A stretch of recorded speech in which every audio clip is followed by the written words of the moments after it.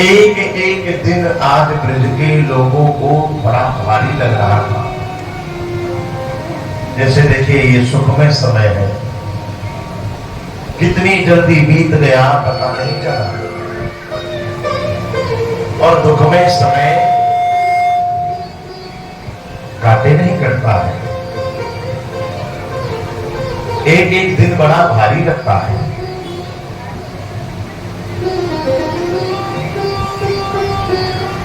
कुरुक्षेत्र में भगवान मिले हैं ये तो आपने सुना ही। ये भी जान लीजिए कि भगवान जितने लोग थे उतने रूप भगवान ने बनाए और एक साथ में सभी से भगवान ने बातचीत किया। एक साथ में भगवान ने सभी से बातचीत किया। जब सबसे बात किया तो सब अपना अपना दुख व्यक्त कर रहे हैं। प्रभु तुम आए नहीं, तुम आए नहीं। एक एक दिन बड़ा भारी लग रहा था। कुछ लोगों के तो खुशी के मारे आंसू बहने लगे। आंसू भी दो प्रकार के होते हैं।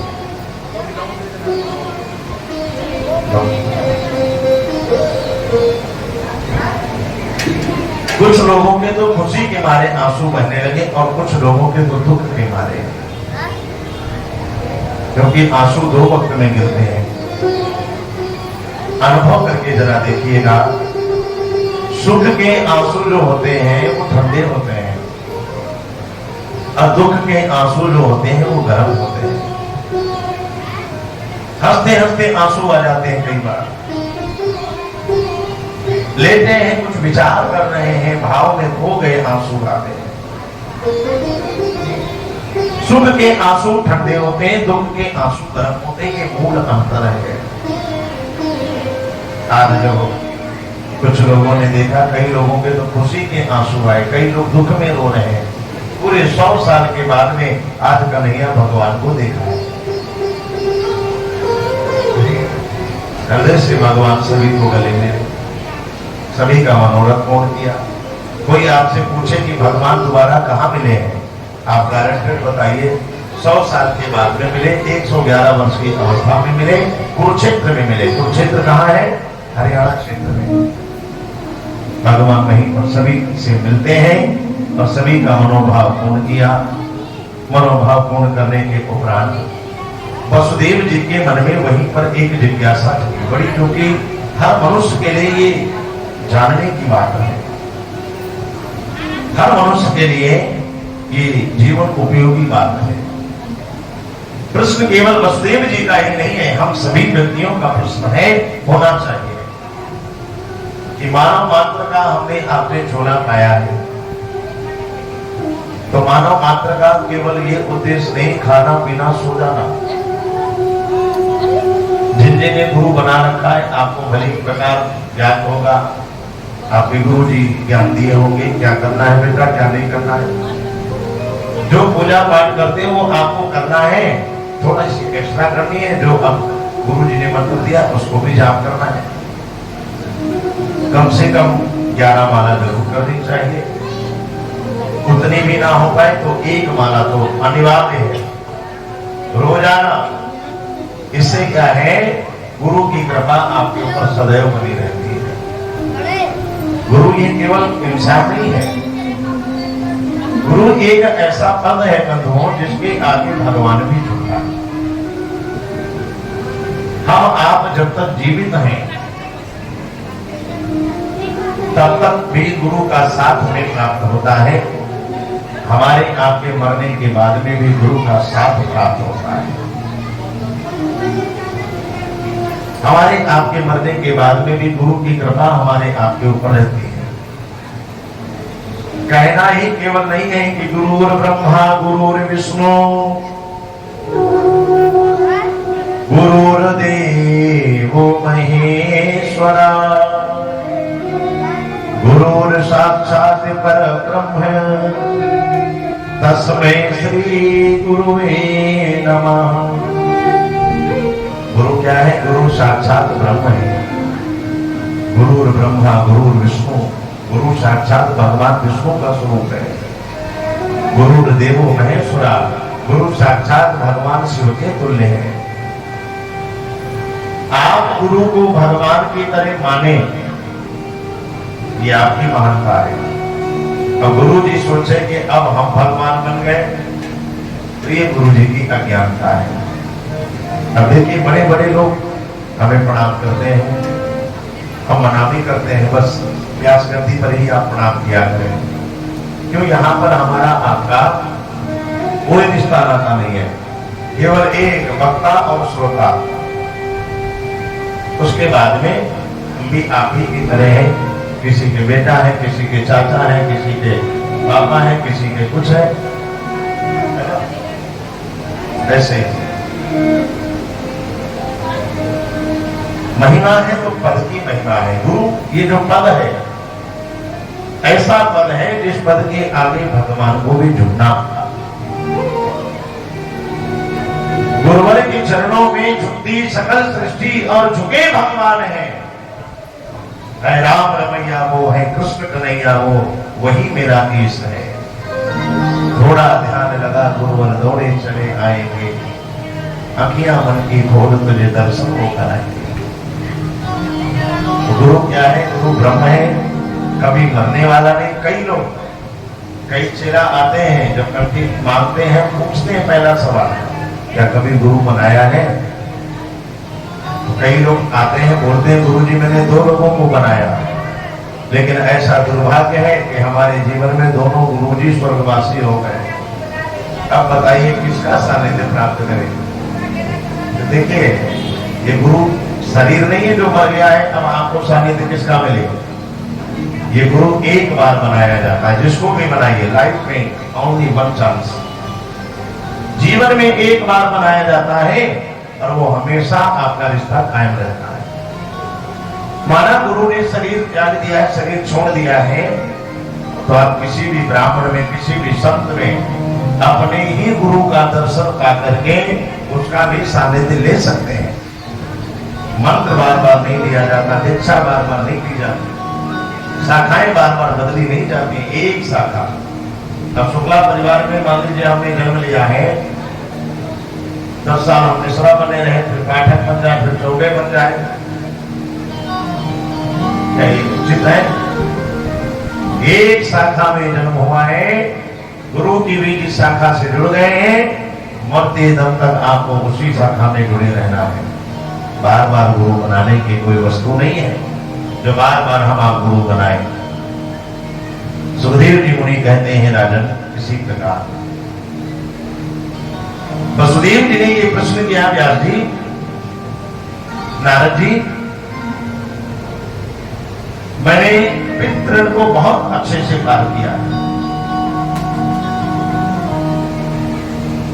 संसार में मानव का जन्म हुआ है, तो ऐसा कौन सा व्यक्ति को कर्म करना चाहिए जो एक ही बार में कर्म करके वो तर जाए, बार बार उसे जन्म ना लेना पड़े, बार बार उसे मरना ना पड़े। मैं जानना चाहता हूं। बताया भाई, अब मनुष्य का जन्म हुआ है, ये तो रामायण में भी पढ़ा होगा आपने।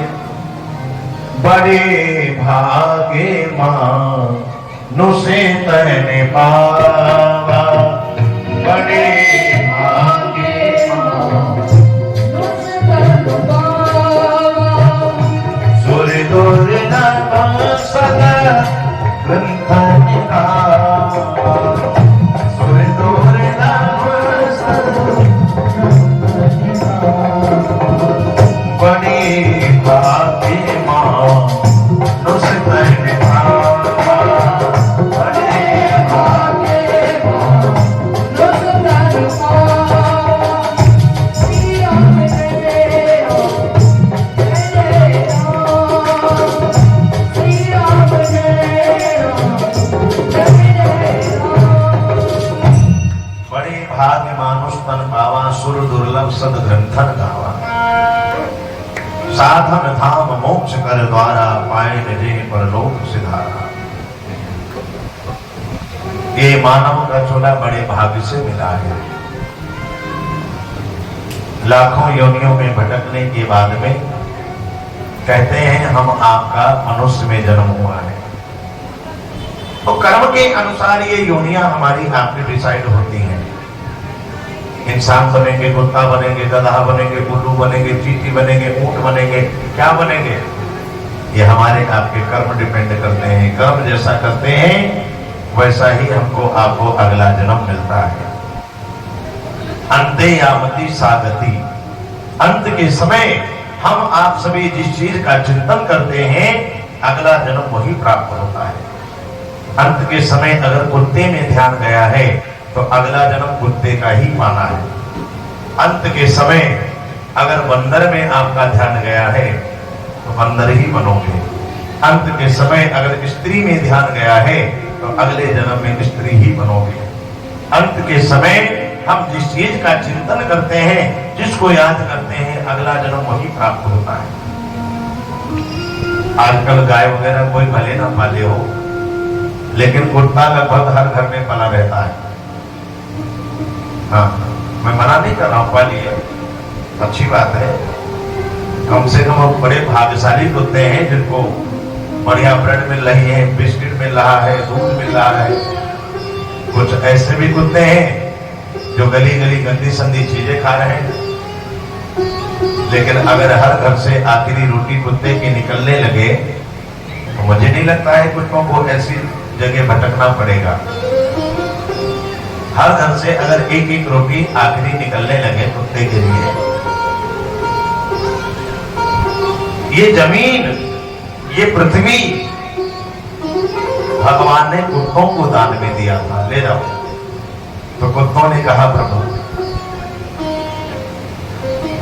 हमारे सहारे मनुष्य जी नहीं पाएगा, हम मनुष्य के सहारे भले ले जाए।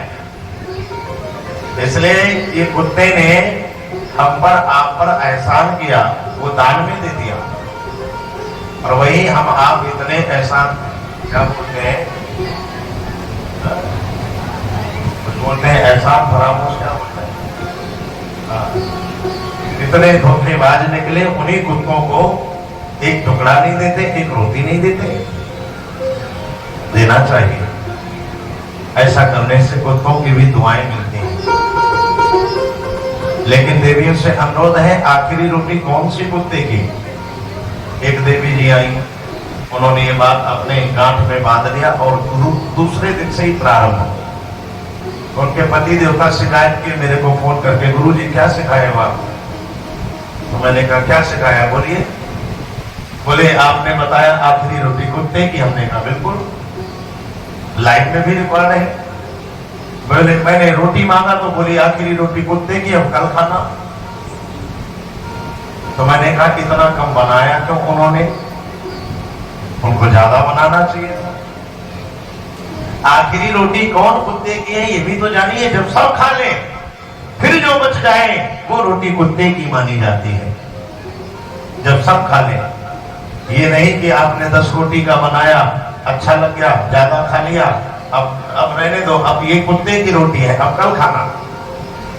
ऐसा थोड़ी ना मैंने कहा। पहली रोटी गाय की, आखिरी रोटी कुत्ते की। तो भगवान ने सभी से बातचीत किया। वसुदेव जी के मन में जो जिज्ञासा है, वसुदेव जी ने कुछ जिज्ञासा को देवर्षि नारद जी से व्यक्त किया। नारद जी से जब व्यक्त किया तो नारद जी ने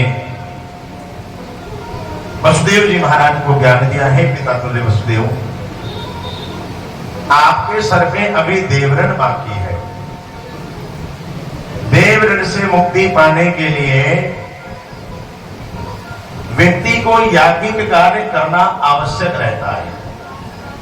याज्ञिक कार्य जैसे भागवत कथा है, यज्ञ वगैरह है, ऐसे कार्य अवश्य करना चाहिए देवऋण से मुक्ति के लिए।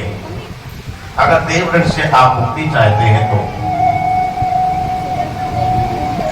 देवऋण से मुक्ति के लिए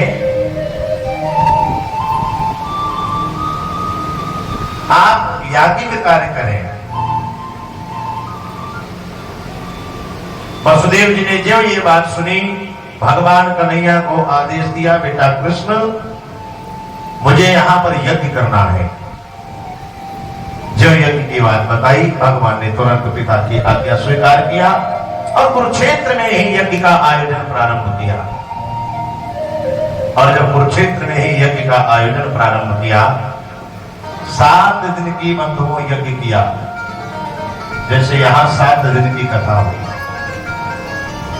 लेकिन अब अभी लोग पूछ रहे थे, गुरु जी रात में ही निकलेंगे या सुबह निकलेंगे? मैंने कहा रात में ही निकलेंगे हम लोग। आप लोग तो कथा सुन के भंडारा करके भी चले जाएंगे, ये सब काम धाम इन लोगों को समेटना है, करीब 2 बज जाएगा, है ना। और ये बाकी जिम्मेदारी भी है सबको यथाउचित स्थान पर पहुंचाने की। तो कहने का मतलब 7 दिन की यज्ञ हुई, आज चला जाए कि कल चला जाए? चला जाए। ये करते करते लोग 3 महीने रुके कुरुक्षेत्र में। भगवान कुरुक्षेत्र में कितने दिन रुके हैं? कोई आपसे पूछे तो आप बता सकते हैं कितने दिन रुके? बोलिए। 3 दिन। अच्छा, 3 महीने। कहां रुके? किसके घर में? कुरुक्षेत्र में, घर में नहीं। 3 महीने भगवान कुरुक्षेत्र में रुके। यही करते करते आज चला जाए कि कल चला जाए, आज चला जाए कि कल चला जाए। लोगों को इतना अच्छा लगा। देख महोत्सव सुरमुनि नागा, चले भवन बरनत निज भागा। लेकिन देवकी मैया जब लौट करके आई है तो एकांत में बैठ करके रोने लगी। देवकी मैया एकांत में बैठ करके रोने लगी।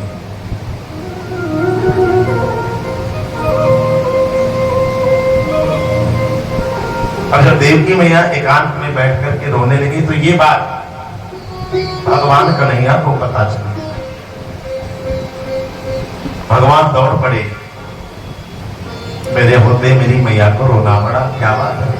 दौड़ करके आए और भगवान 111 वर्ष की अवस्था में है। भगवान माता देवकी के चरणों के पास में बैठ गए और पूछने लगे, मां क्या बात है, आज बुढ़ापे में तुझे रोना पड़ा? कोई गलती हुई हो तो बताओ। देवकी मैया ने कहा, लाला एक बात बता, तू भगवान है, ये तो निश्चित है, सत्य है एकदम। जब तू अपने गुरु को गुरुदक्षिणा में मरा हुआ बेटा वापस कर सकता है तो क्या अपनी मां के 6 मरे हुए बच्चे वापस नहीं कर सकता?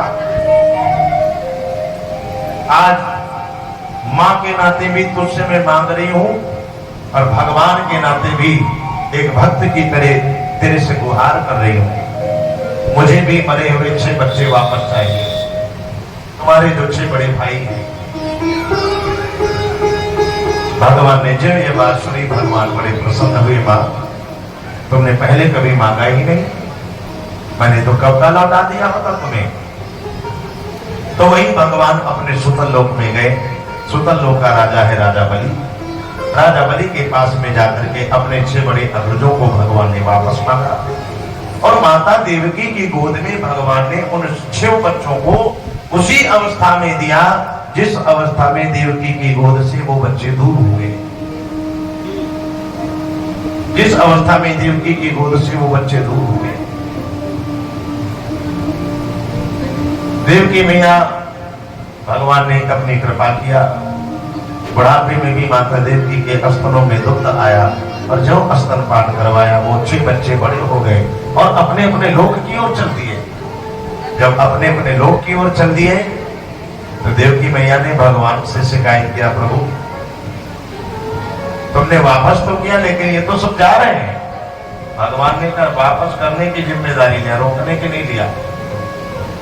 अब बच्चे माँ बाप का कहना ना माने तो ये भगवान का क्या दोष है? हमारे आपके संस्कार है कि कैसा हमने अपने अपने बच्चों को शिक्षा दिया, ज्ञान दिया, संस्कार दिया। जीवन में सब कुछ देना अनिवार्य है लेकिन आजकल ये कलयुग में संस्कार देना बहुत जरूरी है ना। पढ़ाई लिखाई में धन बचाने के प्रयास में ना रहो। पढ़ाई महंगी है, अच्छा पढ़ाओ। पढ़ लिख जाएंगे तो 1-2 साल में ही तुम्हारा पूरा हिसाब बराबर हो जाएगा।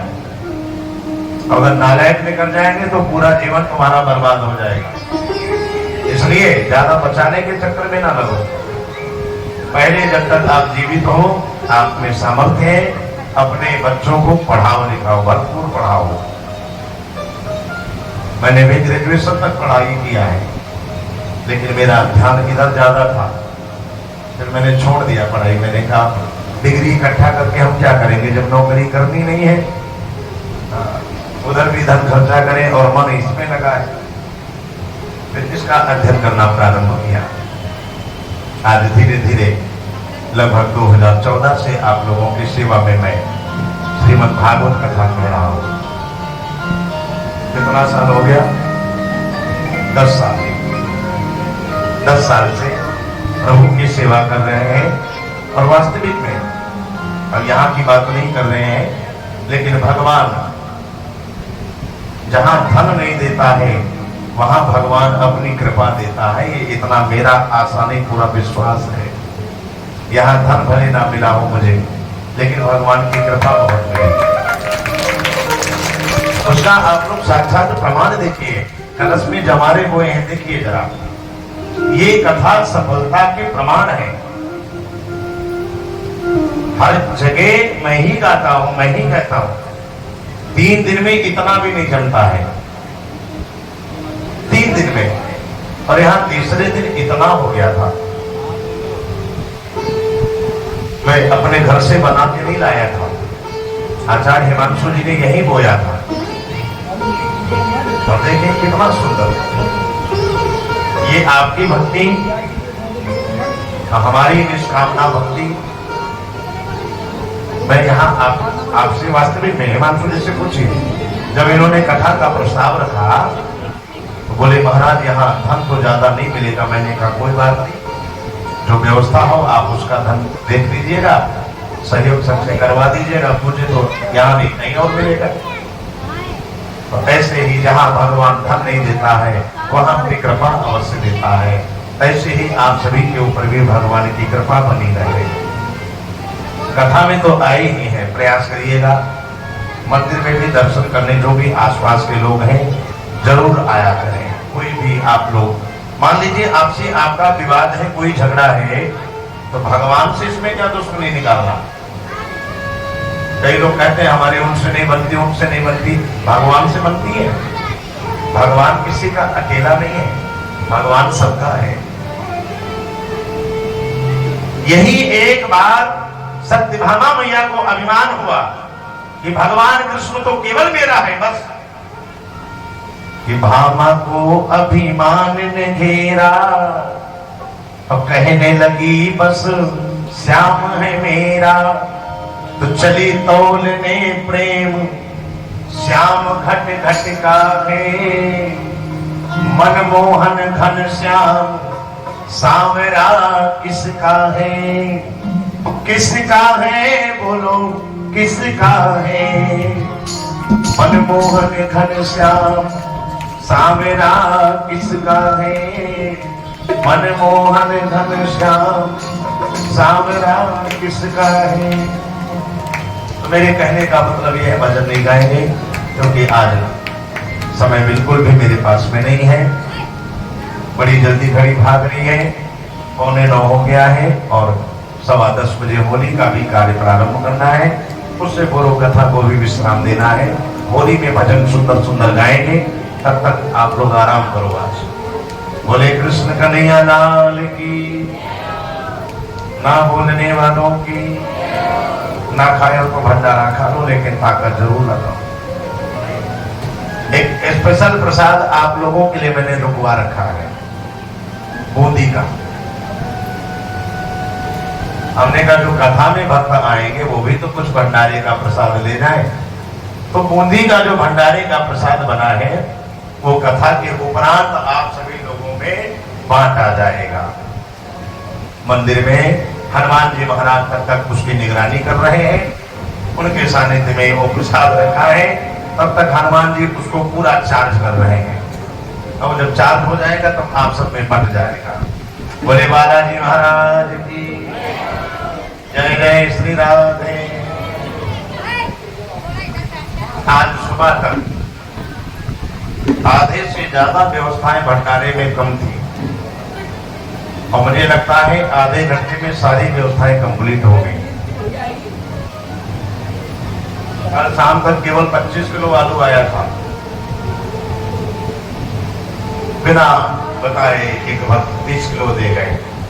मैंने कहा अभी तो 50 ही पहुंचा। तो तक ठाकुर साहब पूछे क्या सेवा है, मैंने कही सेवा बना दो। तुरंत सारी व्यवस्थाएं भगवान अपने भक्तों को भेजते रहे।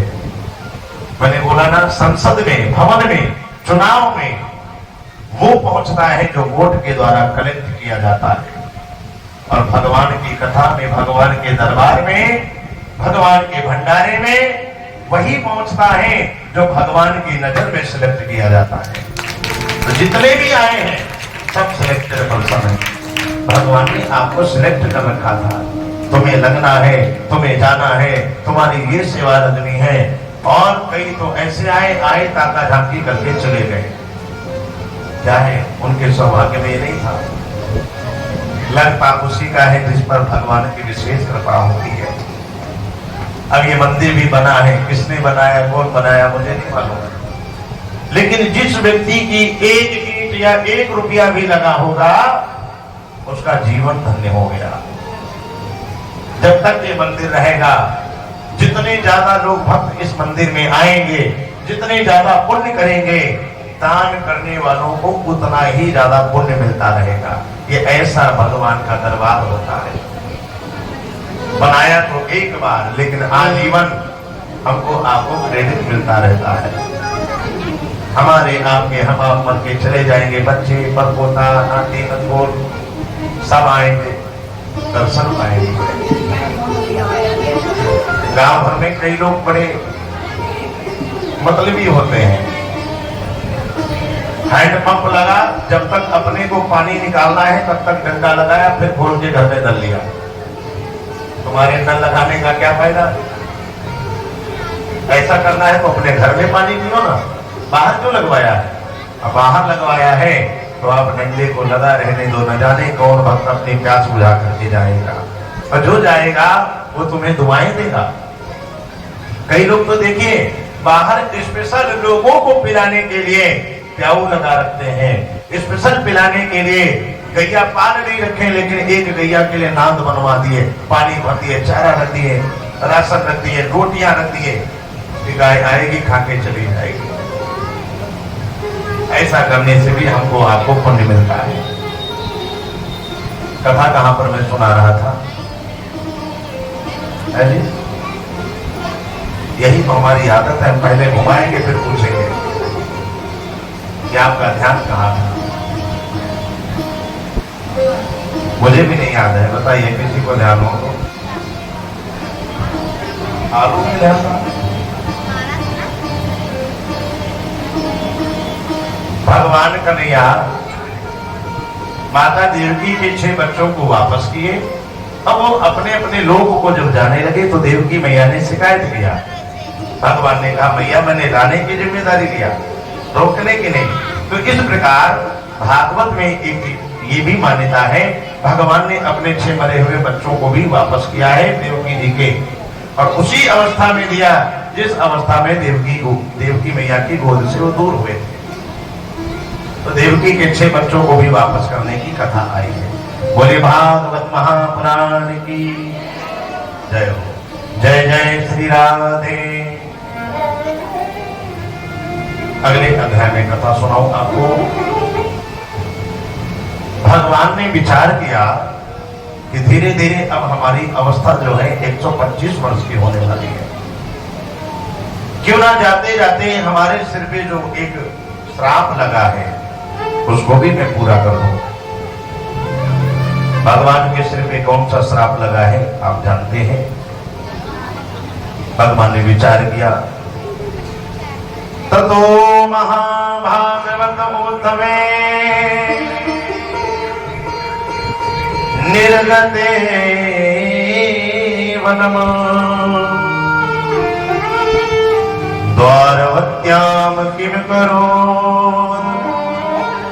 भगवान भूत भावना।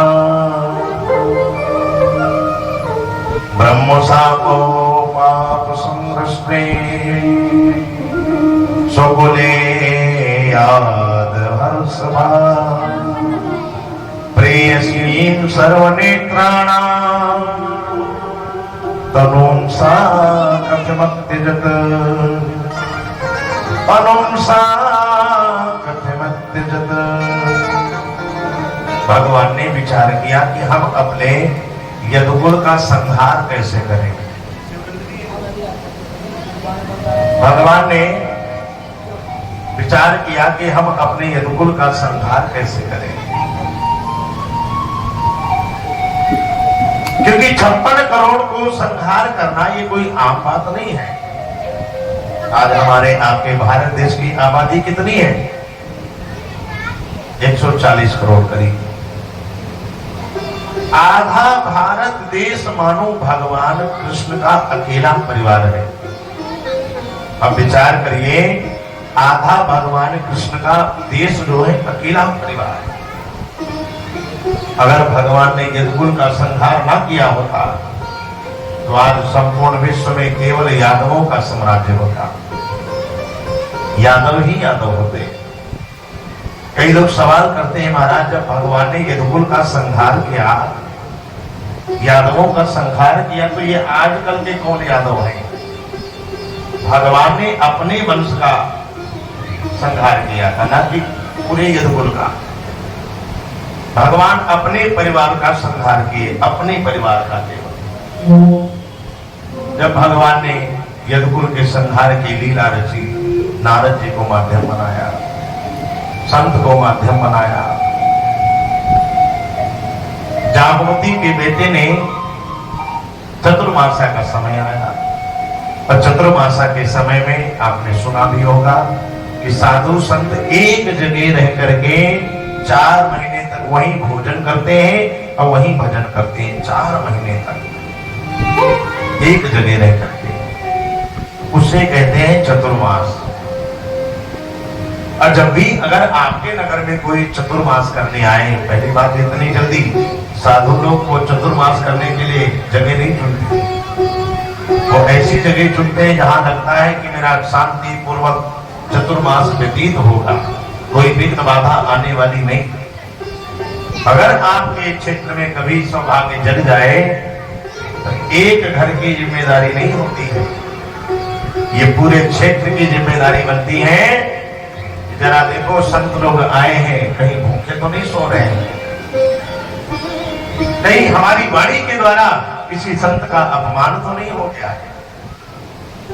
नगर में, गांव में, क्षेत्र में साधु संत अगर खुश होकर के जाता है तो नगर का विकास होता है, और अगर नाराज होकर के जाता है बंधुओं, तो विनाश होने में भी समय नहीं लगता है। विनाश होने में समय नहीं लगता है। क्या हमारे आचार्य जी का भी आगमन हुआ है, कल परिचय हुआ। बड़े सुंदर सुंदर प्रकांड विद्वान आपके क्षेत्र में विराजमान है। स्वागत है व्यास गद्दी के द्वारा सामान्य सुनील तिवारी जी का। आपने भी बड़ा दिव्य आश्वासन इस आयोजन में भेज दिया है। सुमंगल की कामना है व्यास गद्दी से। सुखदेव मुनि कहते हैं, राजन, इसी प्रकार भगवान ने ये लीला रची, और जब लीला रची तो भगवान ने जामवती के बेटे को माध्यम बनाया, और जब जामवती के बेटे को भगवान ने माध्यम बनाया बंधु, हाँ, संसार में सबसे ज्यादा मनुष्य परेशान किसको करता है?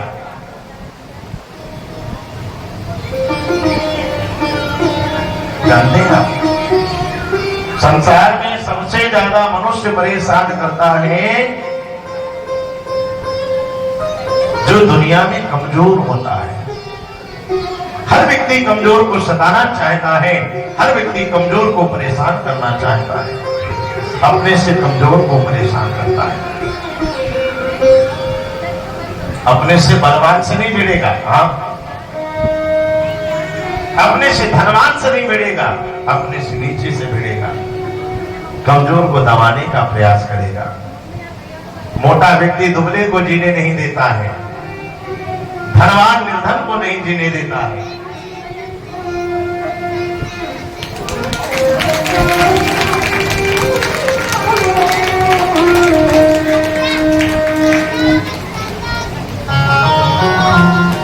अपने से कमजोर को दबाना चाहता है, अपने से कमजोर को सताना चाहता है।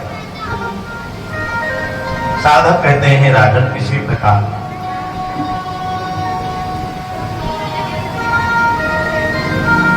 दुर्वासा ऋषि जी के पास में गए और दुर्वासा ऋषि जी के पास में गए, दुर्वासा ऋषि जी की परीक्षा लिया इन्होंने। और जब दुर्वासा ऋषि जी की परीक्षा लिया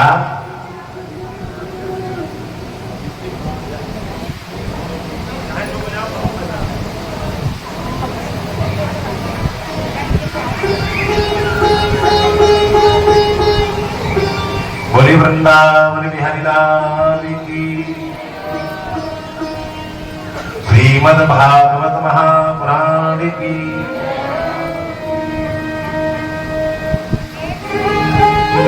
भगवान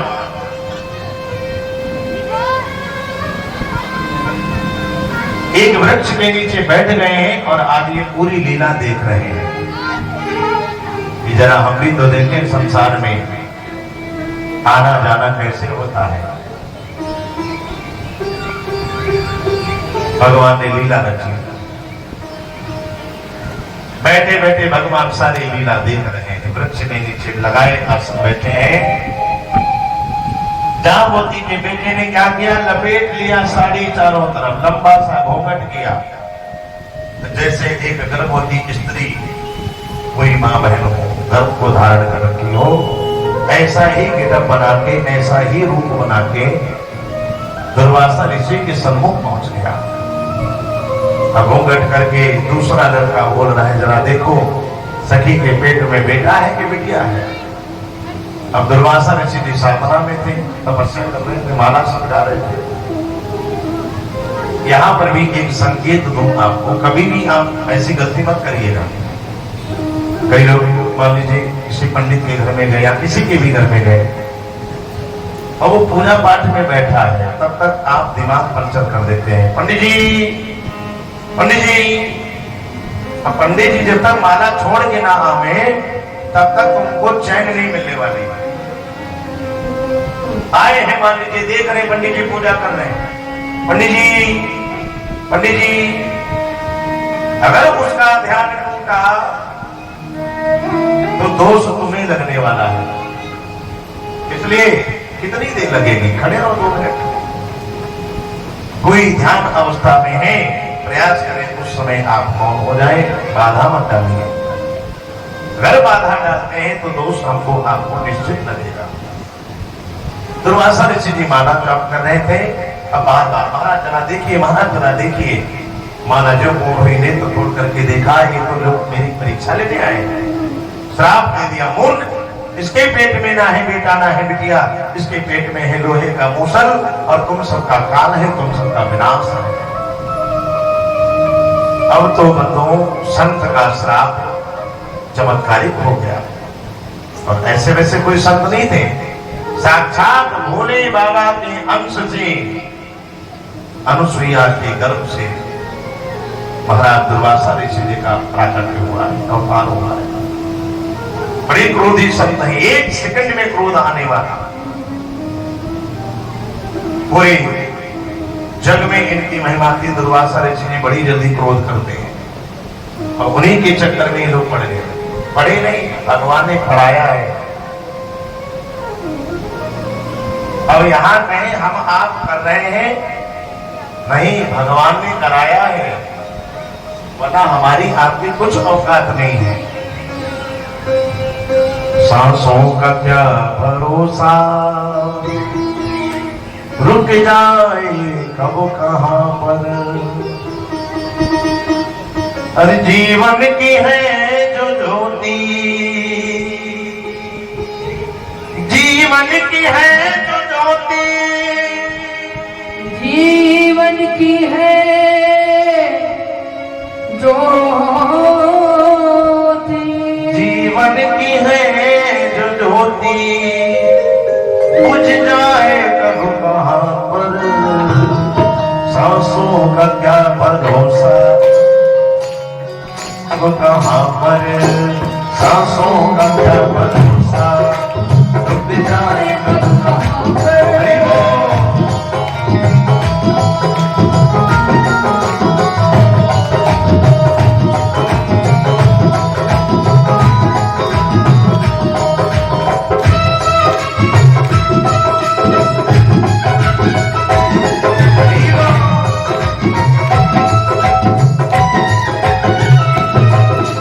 जीवन की है जो ज्योति, जीवन की है जो ज्योति, जीवन की है जो ज्योति, बुझ जाए कब कहाँ पर, सांसों का क्या भरोसा, रुक जाए कब कहाँ पर, सांसों का क्या भरोसा, रुक जाए कब कहाँ पर।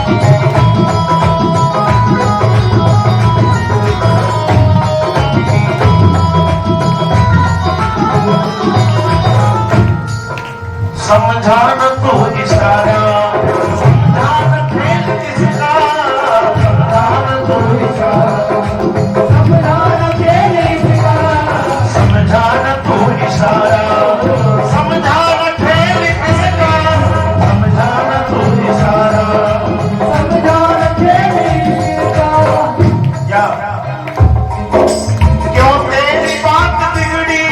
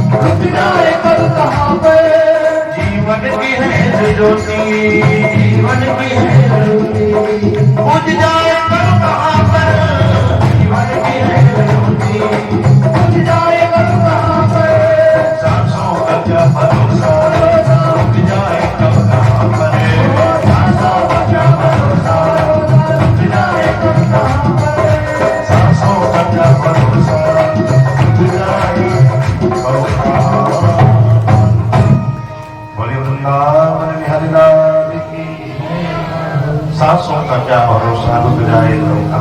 सुखदेव मुनि कहते हैं भगवान ये लीला बैठ करके एकांत में देख रहे हैं। जो देखा लोगों ने कि संत के श्राप का इतनी जल्दी प्रभाव, बांध के वास्तविक में कड़ाही आए हैं लेकिन ये मूसल बन गया। अब तो संत के प्रभाव को ये डर गए, हे भगवान ये बड़ा गड़बड़ हो गया, क्या करें क्या ना करें।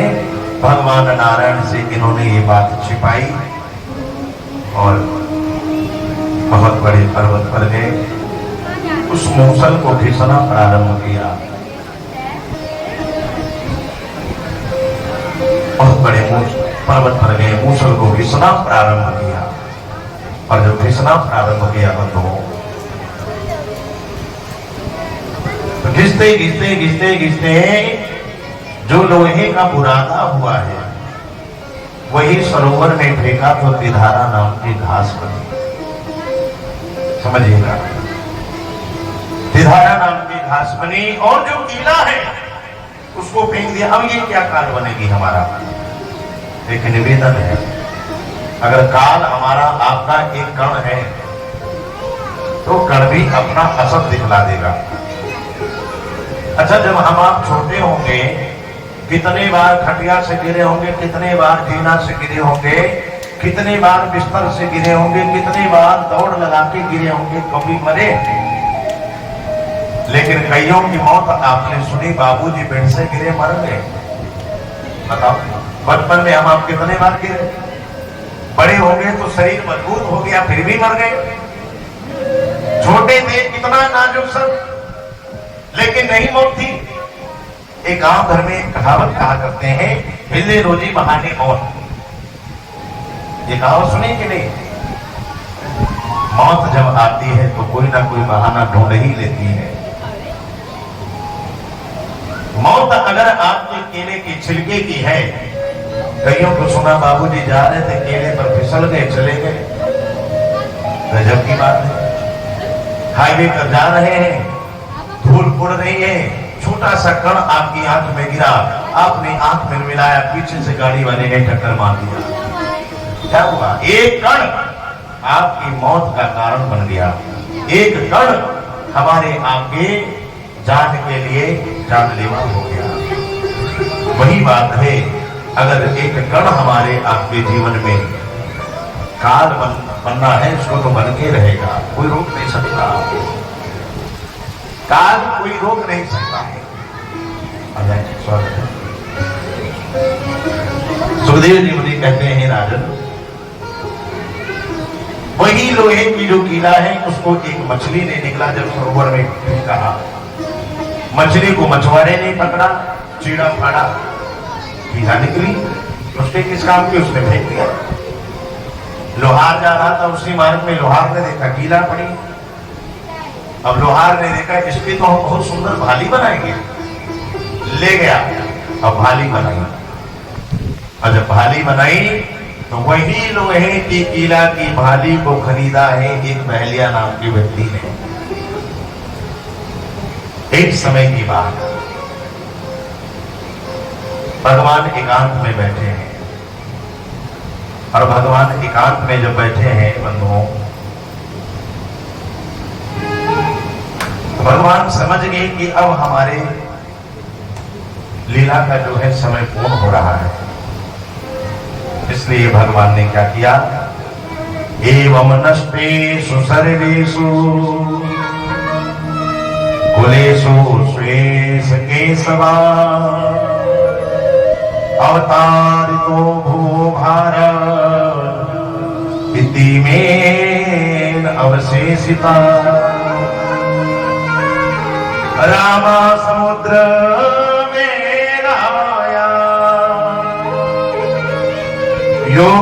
योगमास्थाय पौरुषमें तत्याज लोकं मानुष्यं संयोजे आत्मात्मनि।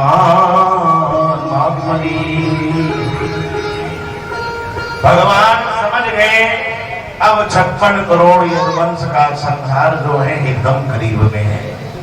वही तिधारा नाम की घास बनी जो लोहे का बुरादा था, बड़ी नुकीली घास ये जल के अंदर पाई जाती है। भगवान सभी को लेकर के गए सरोवर में स्नान ध्यान कराने लगे और फिर से मति भगवान ने फेरी तो जल क्रीड़ा करने का भाव उत्पन्न हुआ। एक दूसरे के ऊपर जल फेंकने लगे तो एक ही आंख में वही तिरहरा नाम की घास आई और जब फेंक करके मारा एक ही आंख फूट गई। और जब एक ही आंख फूटी बंधुओं वहां पर बदले की भावना प्रकट हो गई। तुमने हमारे चाचा को मारा, तुमने हमारे पिता को मारा, भाई को मारा, बेटे को मारा, बदला बदला बदला बदला बदला बदला। सूर्य अस्त हुआ उससे पहले 56 करोड़ लाशों के ढेर बन गए। 56 करोड़। और जब 56 करोड़ लाशों के ढेर बने तो भगवान एकांत में बैठे हैं और भगवान बहुत रो रहे हैं। भगवान बहुत रो रहे हैं। क्यों रो रहे हैं जानते हैं? सुबह तक हमारा कितना हरा भरा परिवार था, लेकिन इस समय हमारे सामने कौन है? कोई नहीं है। पूरी भागवत आप पढ़ के देखिएगा, सुन के देखिएगा। भगवान केवल 3 बार रोए हैं बस 125 वर्ष की उम्र में। पहली बार जब भगवान ने अपने मामा जी को मारा है तो माता देवकी के ऊपर हुए अत्याचारों को याद कर करके भगवान बहुत रोए। मां मैं चाह करके भी कुछ नहीं कर सका। मामा जी ने बहुत कष्ट दिए, इतने दिन जेल में बंद रखा। तो उन सभी कष्टों को याद कर करके भगवान कन्हैया बहुत रोए। यशोदा मैया ने डांटा मारा, भगवान कभी नहीं रोए। लेकिन जब मामा कंस को मार रहे हैं 11 वर्ष की अवस्था में तो भगवान बहुत रोए। दूसरी बार आपने कल सुना था जब भगवान ने सुदामा जी के चरणों को धोया।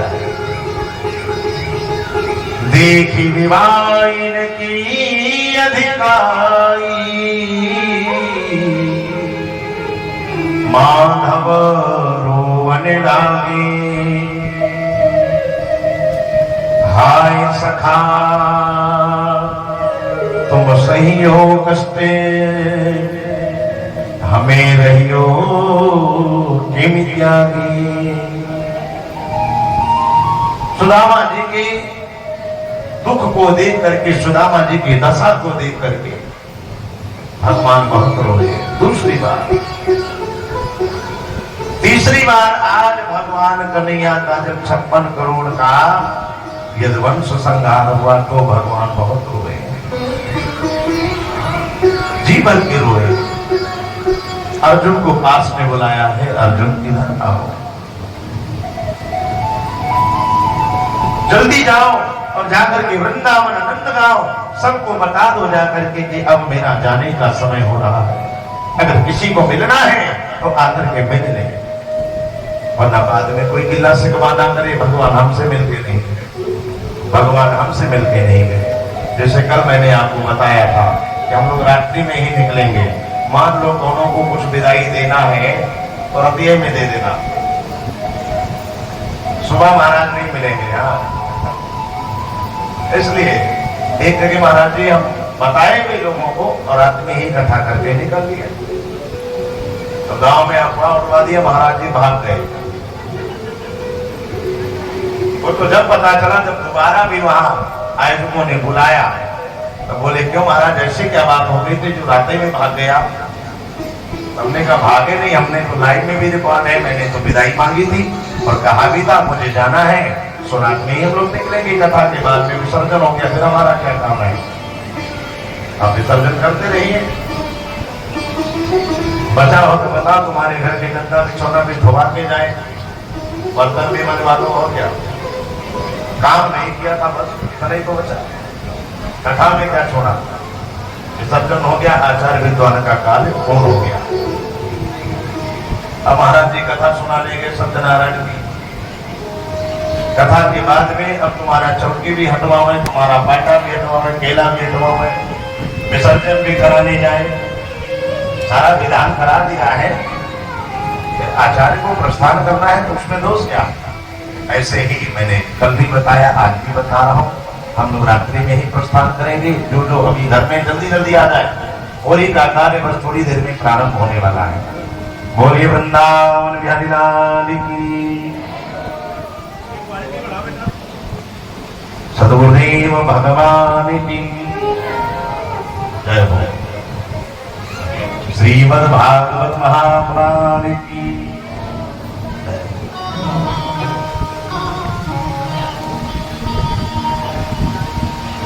ये फल जनकपुरी से आया है क्या? जनकपुरी की निवासी है ना, अभी इनके क्षेत्र में भी कथा गा के आए हैं लगातार। तो नेपाल क्षेत्र में बड़ा आनंद आया, बहुत अच्छा लगा। अन्न तो बहुत दान में मिला, भैया लाने की क्षमता नहीं थी, तो हमने कहा भैया यहीं पर आप तय कर दीजिए, दक्षिणा हमें भेज दीजिएगा। चल्लफों अन्न मिला, इतना कहाँ गाड़ी में भर के रहे, एक कोई बुढ़िया बता लो। बहुत आनंद आया, नेपाल में भी बहुत अच्छा लगा। वरदान पुण्य का क्या कहना, 7वें दिन का अगर इकट्ठा करते तो हमको लग रहा 2 बोरा पैसा जरूर आया होगा। जानते हो, सब 5-5 रुपए का नोट, 5-5 रुपए। 500 के भी आते थे और 5-5 का बहुत आता था। जगह बैठते रहने का। हमारे न्यूज चैनल पर भी ये रिकॉर्ड हो रहा है पूरा आयोजन। बहुत बहुत धन्यवाद है भैया के लिए भी, एक बार ताली बजा दे। भंडारे को भी पूरा शूट किया है और आज के पूरे आयोजन को भी शूट कर रहे हैं। हमारे YouTube फेसबुक पर तो लाइव चल ही रहा है। श्री धर्मदूत जी महाराज बोलिए वृंदावन बिहारी लाल की। इधर वाले नहीं बोल रहे हैं। आप लोग व्रत है क्या एकादशी का? व्रत में तो और एनर्जी आती है ना? थोड़ा सा ताकत लगा दे। बोली भागवत महापुराण जय हो। भगवान ने अर्जुन जी को भेजा, अर्जुन जी से कहा जाओ अर्जुन, और जाकर के ब्रज में बता दो कि अब मेरा जाने का समय हो रहा है। और जो जाने का समय हो रहा है, मिलना है तो जल्दी आ जाओ। अर्जुन जी आगे बढ़े। अर्जुन को क्यों भेजा जानते हैं? क्योंकि अर्जुन जी के अंदर अभिमान है। ये महाभारत का कार्य मैंने किया, ये युद्ध मैंने किया, ये लड़ाई मैंने किया।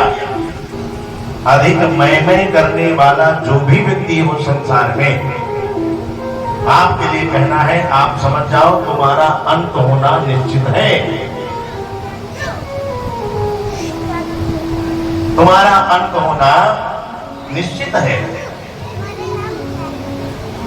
क्योंकि अधिक मैं करने वाला, समझ जाओ उसका अंत का समय है कि मैना ने मैना कहा, मोल भयो 10-20, और बकरे ने मैं किया, कबीर कटायो शीश। बकरे ने मैं किया, कबीर कटायो शीश।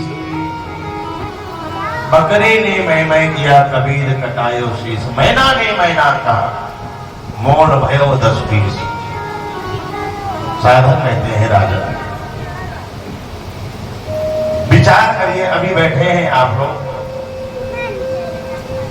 कि ये मैं की आवाज है आती कहां से, और कौन है वहां वाणी आती है जहां से। ये मुख बोलता है या तू बोलता है, अरे बता तेरे मुख को कौन खोलता है। बता तेरे मुख को कौन खोलता है। बता तेरे मुख को कौन खोलता है। ये मैं की आवाज है आती कहां से। एक सवाल भी है, जवाब भी है, जरा सोचिएगा। कि ये कांटे तराजू जो हाथों में तेरे, ये कांटे तराजू जो हाथों में तेरे, कांटे तराजू हाथों में तेरे, सोचे समझ कर उत्तर दे दो, सोचे समझ कर उत्तर दे दो। आंख खोलती है या तू तोलता है, आंख खोलते हैं या तू तोलता है, बता तेरे मुंह को कौन खोलता है, बता तेरे मुंह को कौन खोलता है।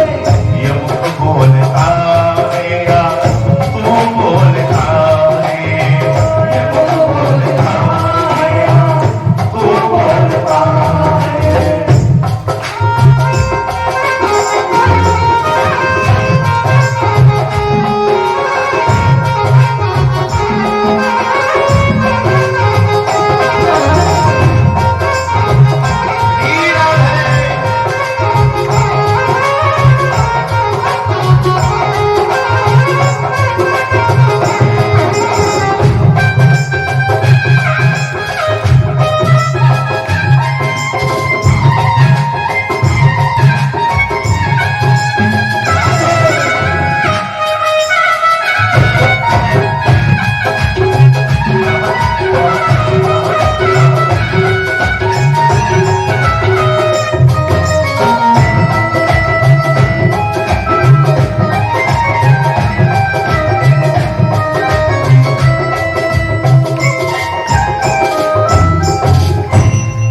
बता तेरे मुख को कौन खोलता है, ये मुख बोलता है या तू बोलता है। विचार किया कभी?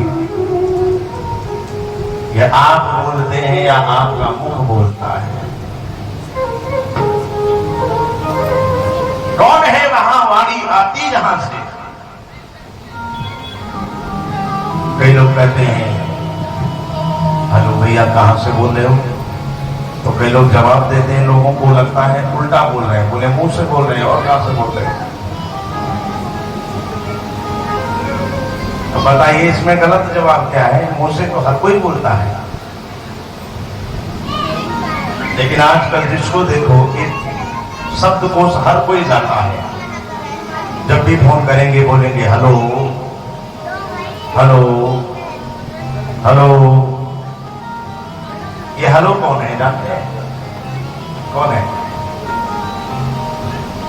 हेलो जिस व्यक्ति ने टेलीफोन का आविष्कार किया उसकी पत्नी है। उसने पहला ट्रायल अपनी पत्नी को लिया और अपनी पत्नी का नंबर डायल किया, बोला हेलो। पत्नी का नाम लिया उसने, अब पूछा हेलो तुम सुन रही हो? तब हेलो ने जवाब दिया हाँ जी सुन रहे हैं। तब से लोगों को लगा कि जब फोन किया जाता है तो हेलो बोला जाता है। और आजकल जिसको देखो हम लोग हेलो नहीं बोलते, कभी फोन करिए देखिए पहला शब्द निकलेगा हाँ जी भैया राधे राधे, भैया है तो भैया, मैया है तो हाँ भैया राधे राधे। कई बार तो पता ही नहीं चलता, कंपनी वाले उधर से बोलेंगे, इधर राधे राधे बोल पड़े हेलो, वो अपना प्रचार सुनाने लगेंगे। हम भला किसी की पत्नी का नाम क्यों लें? आप अपने इष्ट का नाम लीजिए, अपनी पत्नी का नाम ले लो जिसको फोन मिला रहे हो। पिंकी सुन रही हो? क्यों हेलो बोले? हेलो सुन रही हो? इसलिए मैं की आवाज जहां से भी आती है समझ जाओ ये अभिमानी है। और अर्जुन के अंदर अभिमान आ गया था। भगवान ने मायावी सृष्टि तरह से प्रगटाई, गोपिकाएं प्रगटाई, कुल मिल प्रगटाए, जो गोपिकाओं की लाज लूटने लगे। अब अर्जुन को क्रोध आ गया, मैं बाणाधारी अर्जुन, मेरे सामने इतनी हिम्मत, निकाले धनुष बाण, एक एक करके सारे निशाना लगाए, लेकिन एक भी बाण निशाने में नहीं लगा। अब अर्जुन जी चकित हैं, मैं वही अर्जुन जिसे सप्तवेदी बाण चलाना आता था, लेकिन आज मैं निशाना बना रहा हूं, मेरा निशाना नहीं लग रहा। क्या बात है, वाह। आज मेरा निशाना नहीं लग रहा। देखिए फिर वही बात आ गई, समय का चक्र जो है सब पर आता है। आज आप बलवान हैं, आप नहीं हैं, आपका समय बलवान है। कल आप बलवान थे, आपका समय बलवान था। एक इंसान ताकतवर कुछ नहीं है, सबकी ताकत है समय। समय जिसको चाहे राजा बना दे, जिसको चाहे भिखारी बना दे। कई लोग कहते हैं ना, माँ बाप लोग सिखाते हैं, जब बचपन में हम लोग छोटे हुआ करते थे, ज्यादा खेलकूद करते थे तो ज्ञान देते थे, बेटा समय को बर्बाद मत करो, वरना समय एक दिन तुम्हें बर्बाद करेगा। आज तुम्हारे पास समय है, फिर तुम्हारे पास पता चले एक दिन ऐसा आएगा समय नहीं होगा तुम्हारे पास। करना तो बहुत कुछ चाहते हैं, लेकिन समय नहीं है, समय नहीं है। एक भगत जी डॉक्टरी लाइन में थोड़ा विश्वास ज्यादा रखते थे। बात समझ में आए तो ताली बजाइएगा, पहले सुन लीजिए। तो डॉक्टरी लाइन में विश्वास ज्यादा रखते थे। वो भैया टेबलेट लेके आते थे, हमारे पास में आए तो जैसे ये धूप बत्ती जल रही है, हवन हुआ, हजारों भक्तों ने, सैकड़ों भक्तों ने हवन किया। हमने छोटी सी गुड़िया भगवती की बांध करके दिया। तो पूछने लगे, महाराज इसकी एक्सपायरी डेट कब है? लिखी नहीं है। तो मैंने कहा एक्सपायरी डेट ही ये है, जब कोई एक्सपायर हो जाता है तभी ये भभूति बनती है, इसलिए इसकी एक्सपायर डेट होने वाली कभी नहीं। भभूति वगैरह जब भी लेने जाइए तो आप एक्सपायरी डेट मत पूछिए, वो भभूति कभी एक्सपायर होने वाली नहीं है। जब तक आपके जीवन में रहेगी, जब तक आप रहेंगे, तब तक भभूति आपके जीवन में काम करती रहेगी। भभूति कभी एक्सपायर होने वाली नहीं, भगवान की भक्ति कभी एक्सपायर होने वाली नहीं। सुखदेव जी मुनि कहते हैं, राजन इसी प्रकार अर्जुन के अंदर जो अभिमान था, भगवान ने उसको नष्ट किया। क्योंकि अरे खुश हो जाए सांवरा हर ठाट देता है, अरे ज्यादा उड़ने वालों के मन क्या करता है? छाट देता है, बांट देता है, काट देता है। ज्यादा उड़ने वालों के पर काट देता है। पहले दिन से अगर इतना साथ देते ना, पहले दिन से अगर इतना साथ देते तो निश्चित है इन कलाकारों की हम विदाई कर देते, सारा खर्चा बच जाता। तो जरा गाइए, अगली बार के लिए हम सावधान रहेंगे, अकेले आएंगे, आप सबसे गवाएंगे। तो ज्यादा उड़ने वालों के पर काट देता है।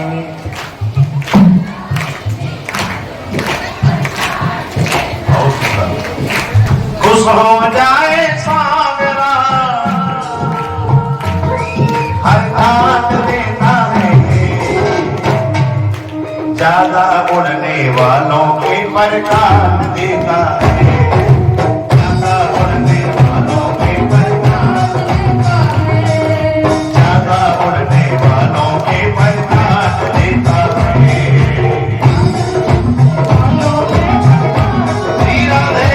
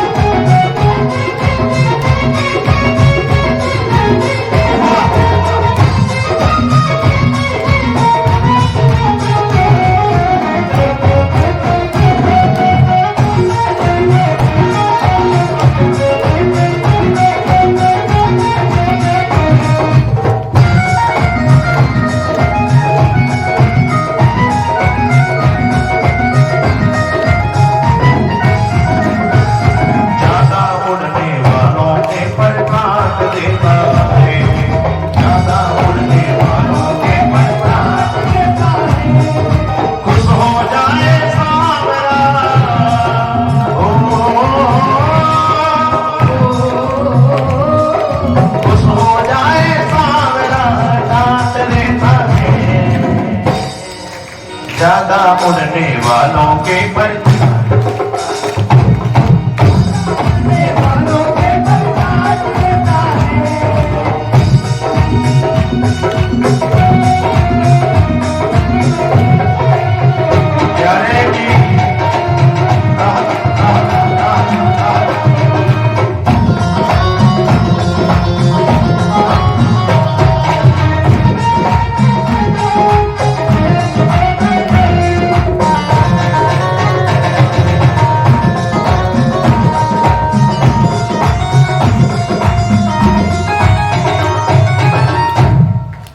रामचंद्र भगवान की। तो अर्जुन के अंदर जो अभिमान था, जब सारे बाण चला दिए अर्जुन ने, तो अर्जुन को होश आया। इसका मतलब है ये मेरा भ्रम था, ये मैंने किया, ये मैंने किया। तब तक पहलिया आया है जंगल में शिकार करने। भगवान पैर पर पैर रख करके बैठे थे, उसको लगाइए हिरण की आंख चमक रही है, तो हिरण की आंख जान करके उसने बाण चलाया। वही लोहे का जो मूसल था उसी की भाली उस बाण में लगी है और भगवान के तलवे में लगी। भगवान इस लोक को छोड़ करके अपने परम धाम को प्रस्थान करते हैं। परीक्षित जी महाराज जब सुने तो आंखों में अश्रुपात होने लगा। विचार किए कि मैं क्यों चिंता कर रहा हूं, मुझे 7वें दिन मरना है, आज मरना है। अब परीक्षित के अंदर जो मृत्यु का डर था बंधुओं बिल्कुल दूर हो गया। क्यों? बिल्कुल दूर हो गया मृत्यु का भय, पूरा मृत्यु का भय दूर हो गया। अब व्यास जी से कहने लगे, व्यास जी बस कथा बंद कर दीजिए, हो गई कथा, अब हमें कोई चिंता नहीं। सर पाए मुझे डर से कितनी जल्दी मौत आ जाए। सुखदेव जी ने कही अभी थोड़ी चर्चा है, सुनो। देखिए बंधुओं, कलयुग की आयु जो है 4,32,000 वर्ष है। हमारी आपकी लिखा पढ़ी में आयु जो है कितने साल है? लिखा पढ़ी की 40 साल, 100 साल। मनुष्य का जो जीवन है वो मैंने बताया था 40 से, लेकिन पूरा जो भगवान की रजिस्ट्री में लिखा पड़ी हमारी आपकी रजिस्ट्री जो है 40 साल, जो 100 साल है। कलयुग में मनुष्य के और एक अधिकांश 100 साल, लेकिन कई लोग 114 के होके गए, कई लोग 120 के होके गए। भगवान 125 वर्ष के होकर के गए हैं, लेकिन अब नई पीढ़ी 50 भी पार कर जाए भगवान पर रोज जल चढ़ाना। भगवान का धन्यवाद देना है, प्रभु तुम्हारी बड़ी कृपा है। क्योंकि लोगों का खान पीन बिगड़ गया है और खान पीन की वजह से हमारी आपकी उम्र भी कम होती जा रही है। लिखा पढ़ी में 100 साल पहले चरण में ध्यान दीजिएगा, सब कुछ इसका आधा करते चले जाइएगा। पूरे कलयुग का चरण जो है 4,32,000 वर्ष। पहले चरण की आयु जो है 100 साल, दूसरे चरण में टोटली आधा कर दीजिए। 4,32,000 का कितना भया? 2,16,000। 100 का आधा कितना हुआ? 50। दूसरे चरण में हमारी आपकी उम्र 50 साल रहेगी। लिखा पढ़ी में जिएंगे कितना? 20-25 आधा है। लंबाई भी आधी आधी करते जाइए। अभी 5-5 फीट के 6-6 फीट के लोग होते हैं, दूसरे चरण में 2.5 फीट के अधिकांश लोग हुआ करेंगे। कई लोग तो 2 फीटा हुआ करेंगे, 1.5 फीट के। अब नई जनरेशन में देखिए, बड़ा लंबाई के लिए लोग टेक्निक अपना रहे हैं। कोई दवाई खिला रहा है, कोई इंजेक्शन लगवा रहा है, कोई एक्सरसाइज करवा रहा है ताकि लंबाई बढ़े। इसमें आपका दोष नहीं है, ये कलयुग का प्रभाव है। प्राकृतिक तेज लोगों का नष्ट हो गया है। महिलाएं दिल पे मत लीजिएगा, सबसे ज्यादा प्रैक्टिकल आप ही लोग करती हैं।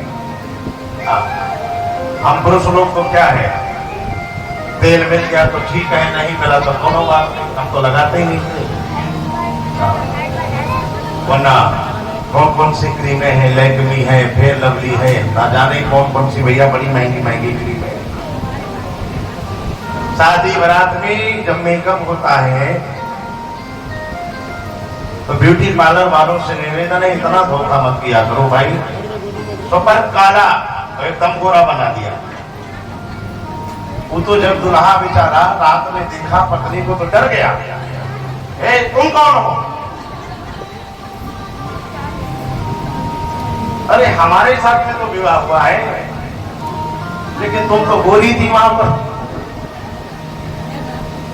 इतना धोखा अच्छी बात नहीं, थोड़ा मेकअप करिए, लेकिन ओरिजिनलिटी ही गायब कर देते हैं। ओरिजिनलिटी ही गायब। इतना अब मोबाइल में फोटो देखो, फिल्टर जो है लगा लगा के लोग कितने गोरे बन जाते हैं, है ना। सुखदेव मुनि कहते हैं राजन, लोगों का प्राकृतिक तेज नष्ट होता जाएगा। कुछ शुरुआत हो गई, पहले चरण में ही कुछ शुरुआत हो गई, दूसरे चरण में और हो गई, तीसरे चरण में 2,16,000 का भी आधा कर दीजिए, 1,08,000 वर्ष का तीसरा चरण कलयुग का। हमारी आपकी 50 की आधी उम्र कर दीजिए, कितनी? 25। लिखा पढ़ी में जिएंगे बहुत ज्यादा, 10 साल 12 साल। लंबाई भी घटा दीजिए, 5 की आधी 2.5 है ना, 20 में चले नहीं, 2.5 की आधी करिए। पहले में 5 फीट के लगभग 6 फीट 8 फीट होते हैं, दूसरे में 5 की आधी, तीसरे में 2.5 की आधी, चौथे में उसका भी आधा, 1,08,000 का भी आधा करिए, कितना बचा? 54,000 साल। और 54,000 का भी जो कलयुग का चौथा चरण है, हमारी आपकी उम्र चौथे चरण में 25 की आधी कितनी? 12.5 साल। उसी में जन्म मरण शादी विवाह बुढ़ापा सब कुछ 12.5 साल में लिखा पढ़ी में है। जिएंगे बहुत ज्यादा 3 साल 4 साल। अभी आप लोग टीवी पर कार्टून देखते हैं, बच्चे देखते होंगे, आप लोग गले ना देखते हैं कार्टून। कितने बड़े बड़े कार्टून होते हैं, छोटे छोटे। तो हम आप खुद ही बने बनाए कार्टून हुआ करेंगे, देखने की जरूरत नहीं, हम ही आप कार्टून होंगे। चने का वृक्ष देखा है आपने? चने का वृक्ष, चने के वृक्ष के नीचे बैठ करके हम आप हवा खाया करेंगे। अब सोचिए कितने लंबे होंगे। चने के वृक्ष के नीचे बैठ करके हम लोग हवा खाएंगे। घोर कलयुग आएगा तो हमारे उत्तर प्रदेश में ही आप जब यहाँ सीतापुर होके, बरेली होते हुए, शाहजहांपुर होते हुए आप जाए तो एक शहर पड़ता है मुरादाबाद। मुरादाबाद जिले में संभलपुर गांव में वैश्वत नामक ब्राह्मण के घर में भगवान कल्की का अवतार होना है। बोले कल्की भगवान की जय। काले कपड़ा पहने होंगे, काला घोड़ा होगा, हाथ में तलवार होगी, संपूर्ण सृष्टि का संहार करेंगे और पुनः सतयुग की स्थापना करेंगे।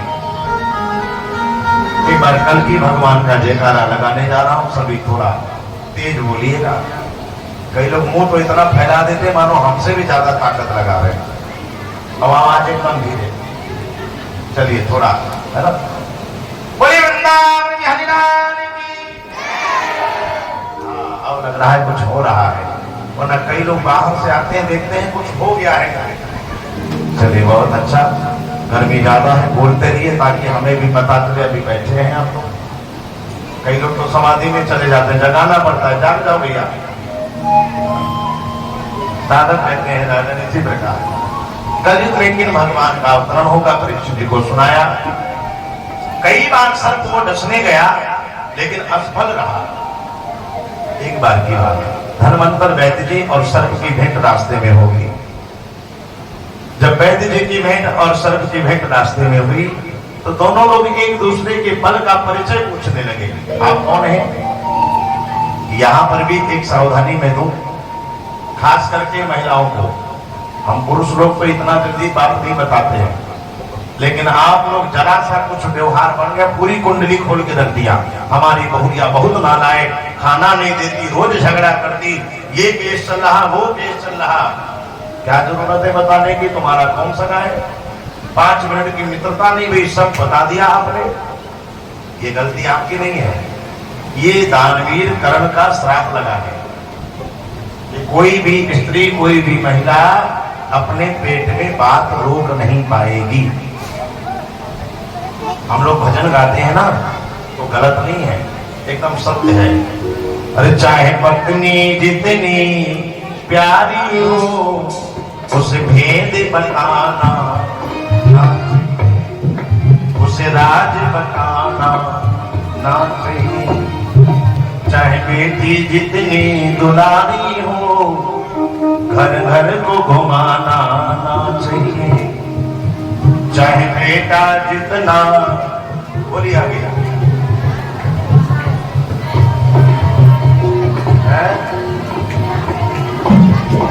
सिर पे बिठाना चाहिए, नहीं उसे सिरे पे बिठाना चाहिए।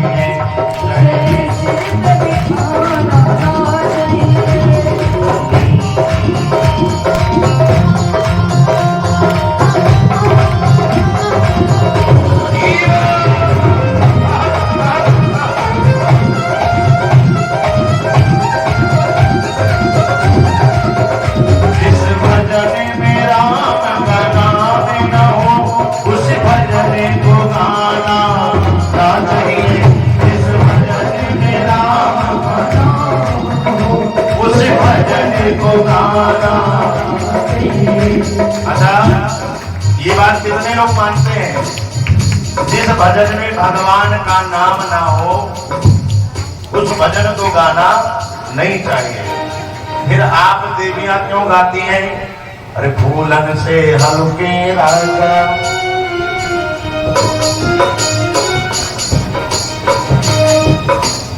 पानन से पतले राजा। विचार करो महाराज, पान से पतला होगा, जिंदा होगा कोई? अब फूल से अगर हल्का होगा तो मुझे नहीं लगता जीवित होगा।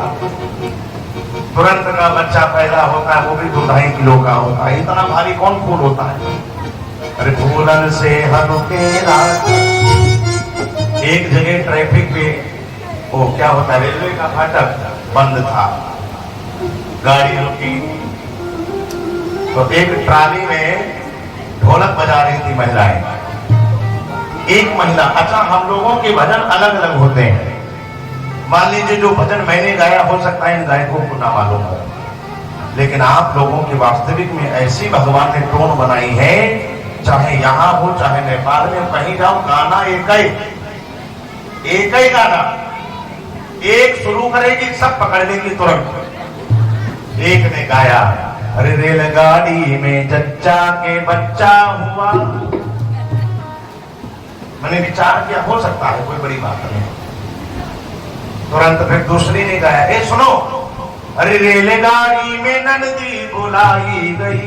तुम्हारे बाप की ट्रेन है क्या जो नंद को भी बुला लिया? फिर अरे रेलगाड़ी में छठिया धराई गई। तुम्हारे बाप रेलवे विभाग में होंगे, हो सकता है ट्रेन रिजर्व कर दिया हो और खड़ी कर दिया हो 15 दिन के लिए। एकदम झूठे गाने। हे भगवान, अब हम लोग कहते हैं जिस भजन में राम का नाम न हो, उस भजन को गाना ना चाहिए।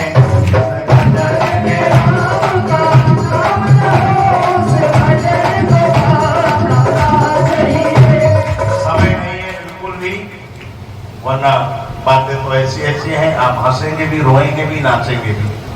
साधक कहते हैं इसी प्रकार सुखदेव जी ने पावन कथा सुनाई।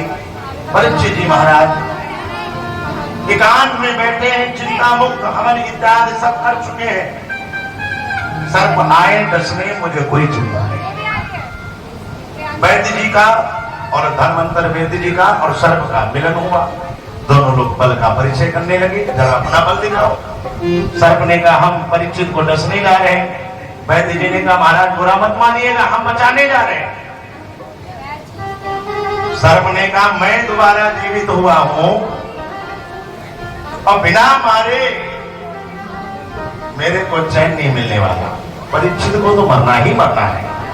वैद्य जी ने कहा महाराज आप पूरा मत मानिएगा, मेरे जीते जी अगर परीक्षित को मौत आ गई तो मेरा जीना धिक्कार है। तो सर्प ने उपाय लगाया, इसका मतलब है पहले इस बुड्ढे का मरना जरूरी है। जुगाड़ लगाया, क्या किया, सर्प जो है सोने का वेद बन करके लेट गया। देखिए मैं बात किसी एक व्यक्ति की नहीं कर रहा, लेकिन भागवत में लिखा है कि दान उतना ही मांगना चाहिए जितने की जरूरत हो। क्या समझे? और सुबह ही देखिए सिलेंडर हमारे पास पर्याप्त थे, भाई साहब लेके आए, मैंने मना किया, मैंने कहा आप इसके बजाय कुछ और कर दीजिए। क्या करूंगा इकट्ठा करके? दान उतना ही दीजिए जितने की जरूरत है। अधिक मांगने से कहते हैं ब्राह्मण का तेज नष्ट हो जाता है। मांगते रहो मांगते रहो मांगते रहो, फिर तो भिखारी की श्रेणी आ जाती है। और यजमान को भी निवेदन है, एक यजमान ने कहा हमारे आचार्य जी से, पंडित जी तुम दक्षिणा बहुत चढ़वाते हो। ये तो नहीं बोले, मैं बैठा था, मैंने जवाब दिया, मैंने कहा जितने भगवान है सब पर चढ़ाना है, जितने भगवान बैठे हैं। पंडित जी ने ये तो नहीं कहा कि तुम 500 चढ़ाओ, पंडित जी ने ये तो नहीं कहा कि तुम 50 चढ़ाओ, दक्षिणा का है तो जितने भगवान है सब पर चढ़ाना है। अब यजमान का मुंह बन गया, देखने लगा। पहले दिन तो चढ़ा गया, दूसरे दिन सिक्का बटोर लाया, और जब सिक्का लगा चढ़ाने, अब भला बताओ ऐसा दान करोगे तो पंडित जी का मन लगेगा क्या? 2 घंटा पंडित जी पूजा कराए और रुपया चढ़वाए, 25 जगह चढ़वाए, 25 रुपया बने। तो दक्षिणा भी आचार्य की मेहनत के अनुसार आपको देना चाहिए। जितनी मेहनत आचार्य विद्वान कर रहे हैं उतनी आपको देना चाहिए, बिना कहे पंडित जी को भी मांगना ना पड़े, और आप भी बिना कहे उसकी मेहनत का उसको दक्षिणा दीजिए। और बिना दक्षिणा दिए कहते हैं आपका धार्मिक कार्य पूर्ण होने वाला नहीं है। माता जी ने खुले पैसे मांगे मेरे से, मैंने कहा नहीं है। बोली गुरु जी इतना दे दे, हमने कहा दे दे, हमने कोई फाउंडेशन नहीं लगाया, कितना दीजिए। दान देना है आपको कन्याओं को, कन्या भोज में। ये नहीं कहा कितना दीजिए, जितना मत करे, जितनी कन्याओं को मत करे। और हमें लग रहा है सब मिला के 50 तो हो ही नहीं होगी, हो गई थी 50 हो गई थी। क्या बात है, बताओ हम 9 कन्या सोच रहे थे 9 ही मिल जाए। एक बार ताली बजा दीजिए महामाई के लिए। 50 कन्याएं। साधन कहते हैं राजन इसी प्रकार सोने का मेघ बन करके जब सर्प लेटा तो वैद्य जी को लालच आ गया। जब वैद्य जी को लालच आया, अच्छा हाथ में जब किसी के कुछ होता है तो ये हाथ फड़फड़ाने लगते हैं ना। कई लोगों को देखा है, डंडा है, डंडे से ही पीठ खुजलाने लगे, चाबी है, चाबी ही कान में डालने लगे। अब तो महाराज खुजली करने के लिए बड़े बड़े दुकानों के पंजा आने लगे हैं। एक से पूछा मैंने, क्यों भाई ये क्या है? आचार्य किसकी दक्षिणा है? अच्छा अच्छा आए हैं, अच्छा अच्छा, आपका भी नाम दीपेंद्र मिश्रा जी है। बात की तरफ पहले महाराज जी को वाह बात है, बहुत अच्छे बहुत अच्छे। देखिए बात यह है, आज आखिरी दिन है कथा का। कल नहीं, आज ही की बात है। सुबह 2 भक्त आए, बोले क्यों गुरु जी आज तुम्हारी आखिरी है?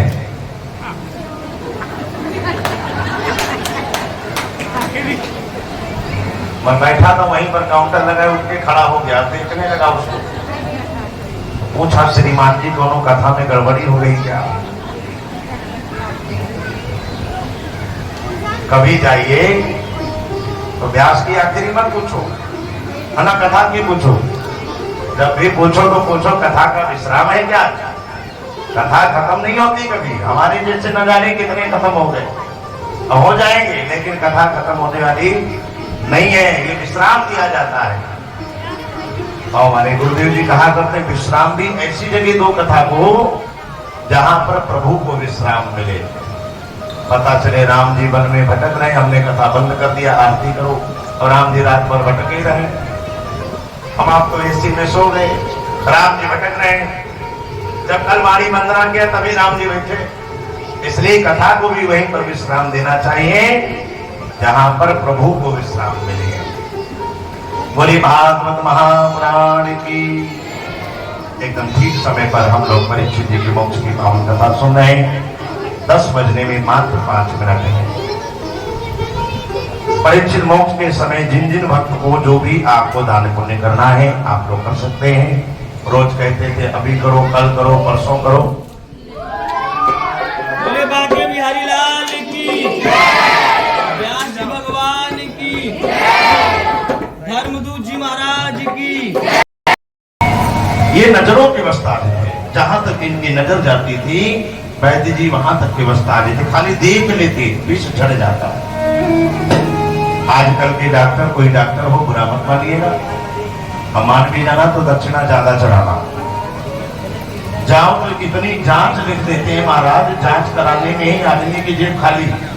अब बेचारा इलाज कहां से कराए? 50,000 जांच में लग गया, ये जांच वो जांच वो जांच, तब भी मर्ज नहीं पकड़ पाए। अब 1 महीने बाद में पुनः जांच कराना। लेकिन पहले के जमाने में पकड़ करके बता देंगे तुम्हारे अंदर ये बीमारी है, ऐसी बीमारी है। हमारे समाज में इस धरा भूमि पर ऐसे वैद्य, ऐसे ज्ञानवान, ऐसे संतों की आज भी कमियां नहीं है, आज भी है। आप देखिए ना, पूरे लगभग भारत नहीं लगभग विश्व में बाबा रामदेव जी और बालकृष्ण जी मिलकर के जड़ी बूटी का प्रचार कर दिए पूरे विश्व में। शायद ही कोई ऐसा गांव हो जहां उनका पतंजलि का सेंटर ना हो। शायद ऐसा कोई गांव ब्लॉक हो, वरना हर जगह कहां से ढूंढ ढूंढ के लाते हैं। संसार में हर चीज है, बशर्ते आप एक बात याद रखिए, जहां चाह है वहां राह है। आपने अगर कोई चीज की चाहत बनाई है तो भगवान रास्ते अपने आप खोल देते हैं। जब चाहत ही नहीं बनाओगे तो भगवान को भी कौन सी गर्ज पड़ी है भाई? तुम अपने रास्ते खुश, वो अपने रास्ते खुश। जहां चाह है वहां राह है। ये बात जीवन में याद रखना चाहिए। बोलिए वृंदावन बिहारी लाल की। वैद्य जी की जब मृत्यु हो गई, अब सर में एकदम आजाद हुआ। कई बार डसने गया। परीक्षित जी का पूरा शरीर कहते हैं कथा के प्रभाव से वज्र का हो गया, पत्थर का हो गया। काल महोदय स्वयं जाते हैं परीक्षित जी महाराज को माला पहनाने। अजो झुक करके परीक्षित जी महाराज माला पहनने लगे। सर्प ने नाक में डस लिया, और जब नाक में डसा तो बंधुओं परीक्षित जी की मृत्यु हो जाती है। जब परीक्षित जी की मृत्यु हुई तो मृत्यु के उपरांत इनके बेटे हुए जन्मेजय। ये बात देवी भागवत में आती है। जन्मेजय जी ने सर्प यष्टि यज्ञ किया। संपूर्ण सर्पों का विनाश करने के लिए एक सर्प यष्टि यज्ञ किया। और जिस सर्प यष्टि यज्ञ में जैसे आज हवन यज्ञ हुआ तो आप लोगों ने कोई घी छोड़ा, कोई सामग्री परोसा, है ना? ऐसे ही स्वाहा जब बोलते थे तो उसमें सर्प की आहुति पड़ती थी। एक एक सर्प अपने आप आ करके हवन कुंड में गिर रहा था। स्वाहा स्वाहा स्वाहा, एक सर्प बचा, केवल एक। अब वो देवराज इंद्र के इंद्रासन में लिपट गया। और जब इंद्रासन भागा उधर तो देवता लोग भी चिंतित हो गए। अगर इंद्र की आहुति पड़ गई अनर्थ हो जाएगा। जन्मेजय जी की विनती किया, देखो सर्प ने तुम्हारा क्या बिगाड़ा था? तुम्हारे पिता ने अपमान किया था। जब समझाया तब उन्होंने अपने क्रोध को शांत किया और एक सर्प को जाने दिया। वही एक सर्प के माध्यम से आज धरा भूमि पर कितने सर्प है, गली गली में सर्प है। आप देखिए जाकर के गांव गांव में सर्प है ना। तो आज सर्पों की कोई कमी नहीं है। सर्प कभी नुकसान नहीं करते अगर आपने उनका कुछ बिगाड़ा नहीं तो। आप छेड़खानी करेंगे तो उनका काम है ही विष निकालना।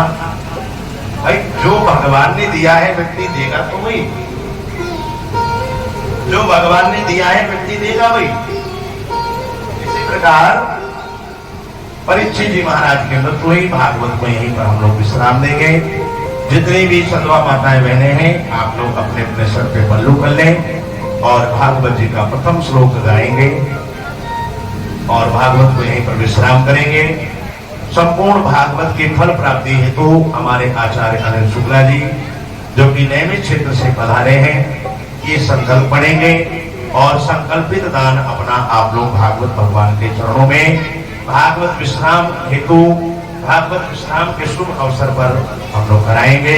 जो भी आपको भेंट करना है, कुछ नहीं लाए हैं तो आप फूल भी भेंट कर सकते हैं, है ना। भागवत विश्राम के समय कुछ नहीं है तो फूल तो सभी लाए हैं, एक फूल ही क्यों ना अर्पित करें। इस समय पर भेंट जरूर करना है। आगे आगे मैं रिपीट करूंगा, पीछे से आप लोग बोलेंगे। सच्चिदानंद रूपाय विश्वोत्पत्त्यादि हेतवे तापत्रय विनाशाय श्री कृष्णाय वयं नमः। बोले भागवत महापुराण की, श्री सद्गुरुदेव भगवान की।